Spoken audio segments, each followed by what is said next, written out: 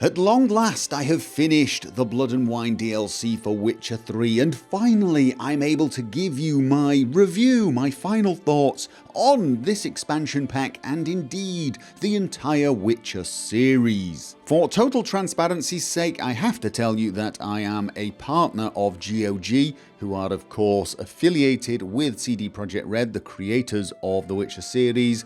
I have visited CD Projekt Red in Poland and they gave me a copy of Witcher 3 and both DLCs for free. So of course I am reasonably biased about this particular series. Having got that out of the way, it should come as no surprise to anyone that my general verdict for this DLC, for this expansion pack, is it is superb.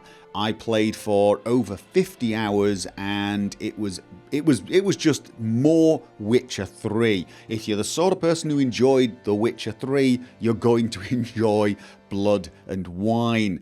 It is set in a new land, a land that is unbelievably beautiful and I have to say has a very positive and hopeful vibe to it, which is a little different for the Witcher series, which has generally been quite dark and depressing.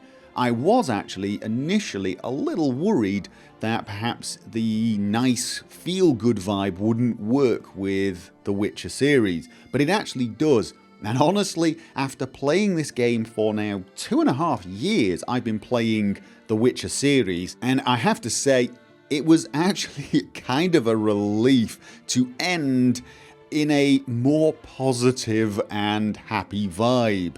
This has been a long experience for me. It's been a brilliant and emotional experience, and it was kind of nice to just end on a bit of a high note. So although I was initially a little bit sort of, wouldn't say worried, but I was wondering where it was going to go, I actually liked the fact that it was set in this beautiful land. It didn't stop the stories and the quests being emotional, it didn't even stop some of them being sad and tragic, but it definitely took the edge off them compared to some of the other stories. If you think back to the Bloody Baron tale in Witcher 3, I mean, what an incredible story, an incredible quest, and made all the more poignant by the sheer misery going on around you. Toussaint didn't have that misery in general, it had a more upbeat feel. Now I am going to say something that might upset some people and I ask your forgiveness in advance, but I have to say I think I preferred Hearts of Stone, at least when it comes to the main quest. It's not that Blood and Wine had a bad quest, it didn't, it had a great quest, and in any other series it would have been one of the best quests I'd ever played in that series, and I would still say Blood and Wine as a story is still one of the best out there for RPGs, at least for fantasy RPGs. It's just that Hearts of Stone was superb. Hearts of Stone, they just knocked it out of the park with that quest, the cast, the characters. It was just an amazing experience, that one. So I will give Hearts of Stone the win, the gold medal in that particular race, and the silver to Blood and Wine. As I've said, that is not in any way putting down Blood and Wine because Hearts of Stone is that good. I would say the Hearts of Stone quest was as good as, and perhaps even better than the Bloody Baron quest, which was in itself phenomenal. Now of course Blood and Wine wins on the stuff competition. It definitely gives you a lot more things to play with. You've got whole new armor sets, you've got the Grandmaster armor, a couple of new armor sets that really do look great.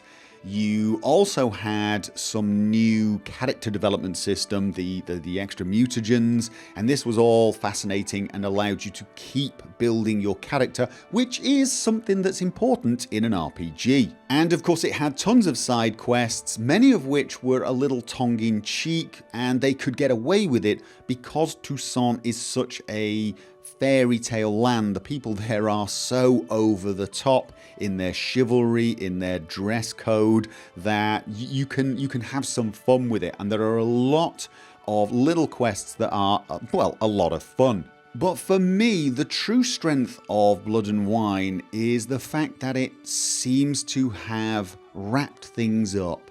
It has brought them to a close in a way that feels, well, it feels like an end. The previous games always ended with with a sequel looming.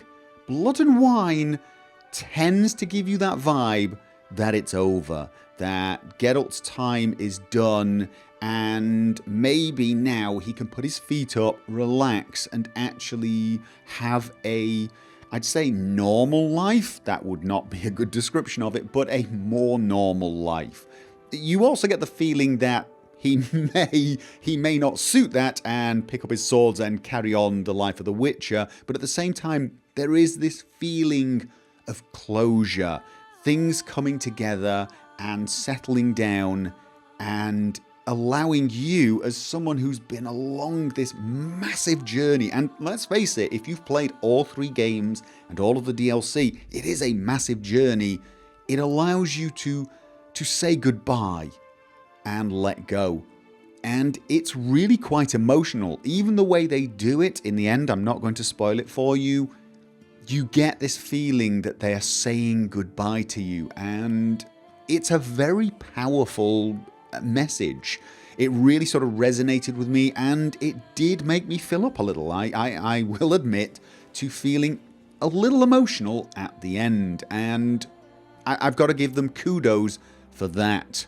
In many ways, I would say Blood and Wine was a very large epilogue, where the first 3 games were sort of standalone experiences, and indeed Hearts of Stone feels like it should have occurred inside of Witcher 3, probably actually before you finish the main quest. Blood and Wine feels right after Witcher 3 and after the main quest.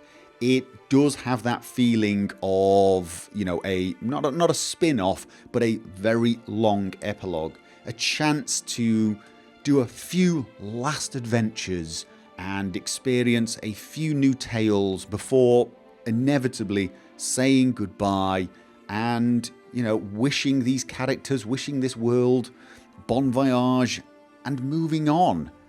And I have to say, it's not easy. I have been playing this game now on and off, well, not even on and off, pretty much regularly 3 times a week for 2.5 years. And it was actually nice to get this DLC, to get this chance to wrap it up and feel like I had some closure. And I suppose that brings this particular video some closure as well. This has been an emotional roller coaster of a ride. It's an amazing DLC that ends an incredible series. A series that went from a rocky start with Witcher 1 to a solid and amazing game in Witcher 2 to what I have described as probably the best game I've ever played in Witcher 3. It's not just been a lot of fun, it has been emotional. And I have to say, I'm going to miss this. I really am. I'm so glad I got a chance to play this game and share it with you guys. And I'm going to miss it. I really am.